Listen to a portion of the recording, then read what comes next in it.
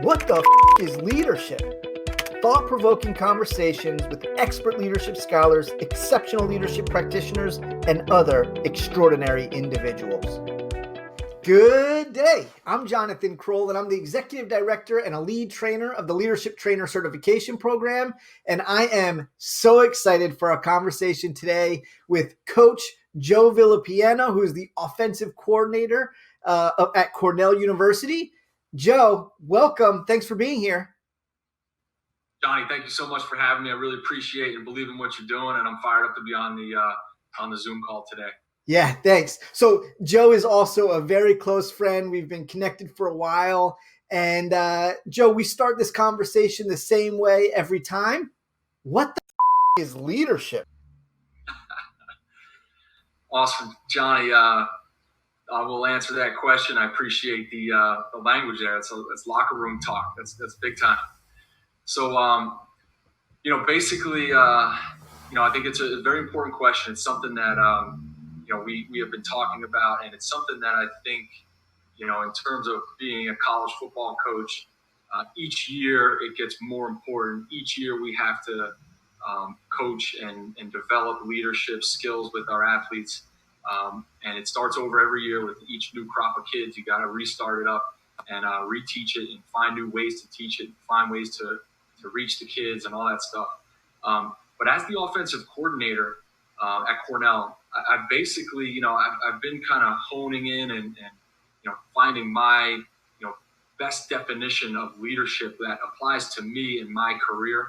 And basically what I tell the kids, is my job as the leader is to provide you a space to go out, and you can go out there and you can show off and show what you do based on your strengths. So basically, football is an expression of yourself. I tell the guys, I can't go out there and throw a ball for you. I can't go out there and make a catch for you. I can provide a nice sound offense and a nice comfortable space for you guys to go out and express yourselves. And football is an expression. Some guys are shy, off the field and in the classroom, but when they get out on the field, they can express themselves and they can go out there and they can pound their chest and get after it and have fun and those sort of things. So my job as the leader is to provide them that space and say, hey, I'm going to empower you to go out and express yourself and be that football player. And then the second key component to that, Johnny, is I always work based off of your strengths. And I started with the quarterbacks last year, and I would meet with the quarterbacks, and I would always ask them, hey, what is your strength? What do you love to throw? What's your favorite concept to read? What's your favorite ball to throw? And it really spoke, it was kind of like one of those aha moments for me, because now the kids were like, oh, Coach V is asking me what I like. Well, that's cool. That he really is trying to figure out what I'm good at. And then it allowed them to take more ownership of what they're doing. And, oh man, if coach calls this route, I said I liked it, and I better get out there and execute it. So those are some of the things that I've been working on in the leadership world, and it's been very good. And we've actually expanded that from just quarterbacks. Now I've done a whole report this offseason. I want to know what the receiver's favorite route to run is. I want to know what the offensive line's favorite run game to block. And I want to know what the tight end's like in the pass game and all this stuff. So I want to have a collection of stuff that the kids are good at, because if they are good at it and they believe they're good at it, they're going to go out and execute it. Yeah, well, and you're maximizing their potential to thrive and excel if it's, for them, self-identified per their strengths. So how do you create the conditions to do what you do, to create that environment, the first part of what you said, but also then to tap into, to understand their strengths? How do you gather that from, or how do you create that space, and then how do you gather that information from your athletes? Yeah, so Johnny, the thing that I tell the quarterbacks, and I tell the offense, the quarterbacks in my particular group, and the offense in general, is it's an ego-free environment. I don't care if it's your idea, his idea, my idea. I saw it on TV last night. I don't care. If it's a good idea and it works, then let's go with it. Let's explore it. And I and I approach that with the kids in that way. I want you to be creative. I want you to come up with ideas. I want you to feel comfortable in the meeting bringing something up. Because when I was a player, Johnny, in 2000 or 1999 was when I played or started at UConn, and then 2003, it was a lot different. It was my way or the highway by the coaches, and you very rarely ask questions. And it's very different with the type of kids today. They want to know why. They want to know how it's going to help them. They want to know all those things. So I approach it in that way as the leader and as the guy that's calling the plays is, hey man, I want to come up with the best thing for us, the best solution for us, whether it's this play, that play, I saw it here, I saw it there, or it's your idea, my idea, doesn't matter. We got to come up with the best solution. And then my job is to take all that information and put it into our terminology and put it into or find a way to teach it to the kids the right way. And then we can move forward and we can go out there and execute it. Well, I love how you pull the voice out of your athletes, out of the students, whether it's understanding their strengths and this ego-free zone. And I also know from facilitating leadership trainings with you, with the Boston Breakers, a women's professional soccer team, as well as from your work at Harvard prior to this appointment at Cornell, you create experiential opportunities for your athletes to learn leadership and have this formal touch point to play with it. Why do you do that? Why is that so important to your methodology as a coach in your work? Yeah, so it's just, I think it's critical. It's critical to have each player on the team to have a voice and have a chance to lead. And one of the great things that we do, in our off-season training here at Cornell is we split the team up into smaller groups, and each week we appoint a new captain who wears a different colored jersey. So, there'll be about 8 to 10 people teams. Uh-huh. Does it make sense? About 80 guys on the team in the off season, with the seniors being gone. And each of, so 8 or so guys is wearing a different color jersey, and he's responsible to be the captain of that team from Wednesday to the next Tuesday. So he's going to be the captain over the weekend too. And I think that's something that's really important. It gives everybody a chance to, kind of get out of their comfort zone. And even if they're not quite ready as freshmen to be a leader, at least it gives them the opportunity to start there and to say, hey, you know what, I'm going to be asked to at some point step out of my comfort zone and become comfortable doing the things that are not very comforting to me right now. So I think it's all about developing that. It's all about getting the guys comfortable with one another. And it's something that's been very, from our dealings together, Johnny, with the Boston Breakers and our I Believe work, that's basically, we're always trying to find the group, get the group going together and putting them through exercises where they're all having to communicate and come up with whatever, a solution or an answer or, something like that. So it's been something that's very, very important to me. And there's different ways to do it, but I really believe that what we're doing here at Cornell is really, really special.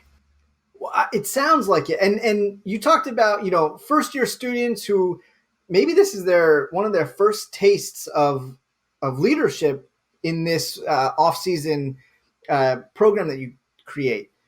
What do you hope by the time that they graduate, understanding that most Cornell athletes, football athletes, are not going to go play in the NFL or play professionally, what skills do you want them to develop between when they first enter and when they graduate, ready for the workforce to be a great representative and ambassador of Cornell University and the football team?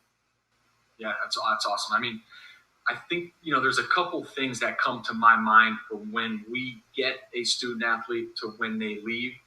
There's a couple things that we really feel like if, the student athletes are doing by the time they leave, then we have done a good job.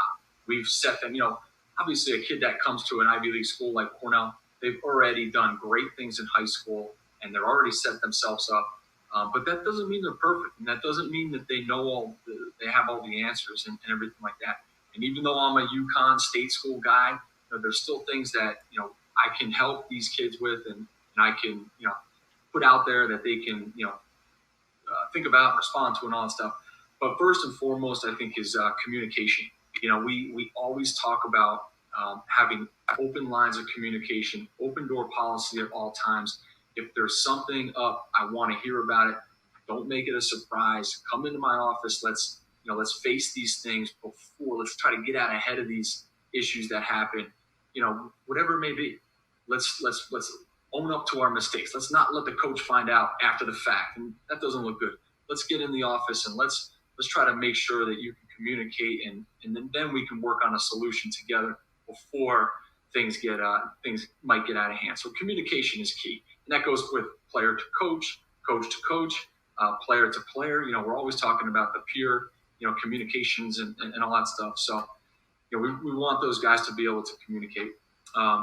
And then I think the other thing, Johnny, every single player, if you play college football or any college sport, you're going to get adversity.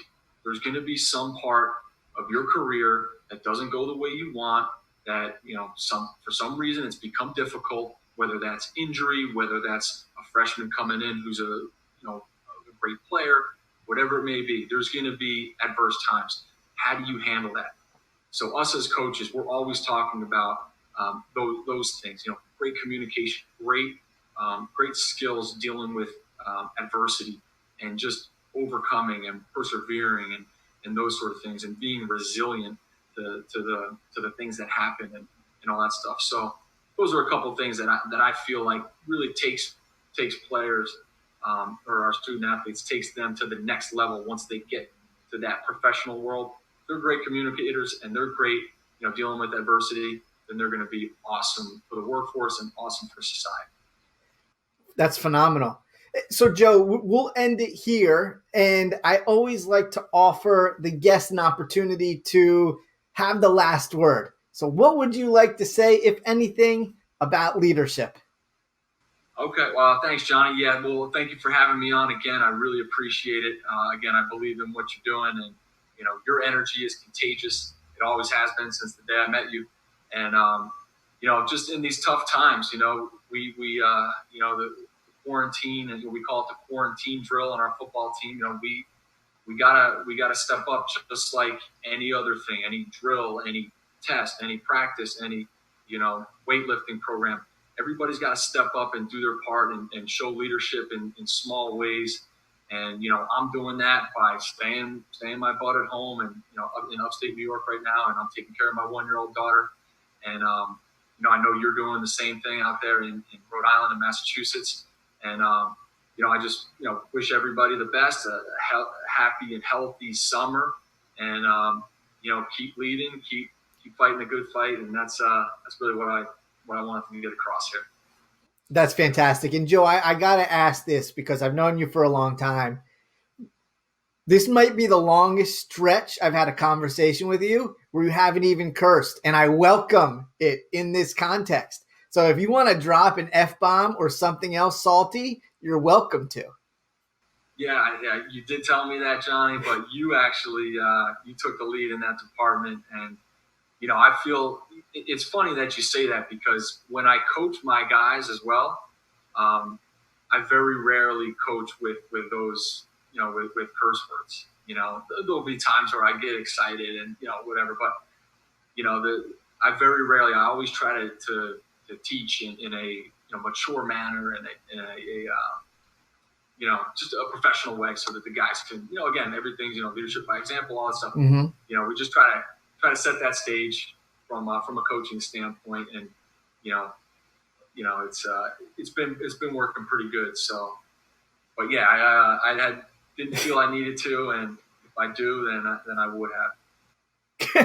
Well, I'll take it. Really, thank you so much. This has been phenomenal, and I'm really appreciative of your wisdom and insight in this conversation. Thanks, Joe. Thank you, Johnny. Go Big Red. Thanks for joining this conversation on what the leadership is. If you enjoyed it, please subscribe to this channel, and don't forget to check out leadershiptrainer.org for all of your leadership training, programming, and resources.